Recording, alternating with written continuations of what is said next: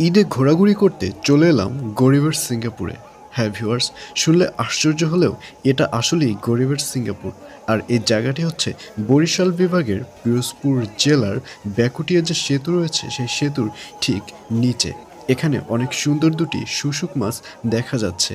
আর এটা গরিবের সিঙ্গাপুর বলার এটাই হচ্ছে মূল কারণ।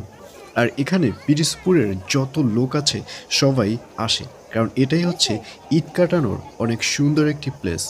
পিরোজপুরে মাত্র দুটো প্লেসই আছে ঈদ কাটানোর জন্য, একটা হচ্ছে এটা আর একটা হচ্ছে বলেশ্বর বিচ।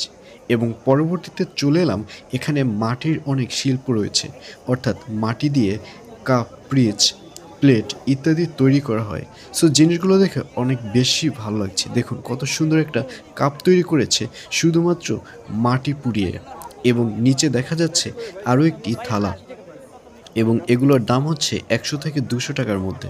দামও সেরকম বেশি নিচ্ছে না।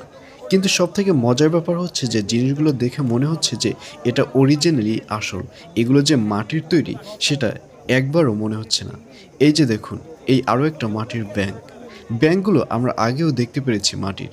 কিন্তু এই যে মাটির থালাগুলো দেখা যাচ্ছে, এগুলো আসলেই নতুন দেখছি। এই মাটির থালায় ভাত খেতে নাকি অনেক বেশি ভালো লাগে। তো ভিউয়ার্স, আপনারা ঈদে কে কোথায় ঘুরতে গেছেন অবশ্যই কমেন্টে লিখে পাঠান। আর ভিডিওটি সর্বোচ্চ শেয়ার করুন যাতে করে আপনার বন্ধুরাও যেন দেখতে পারে।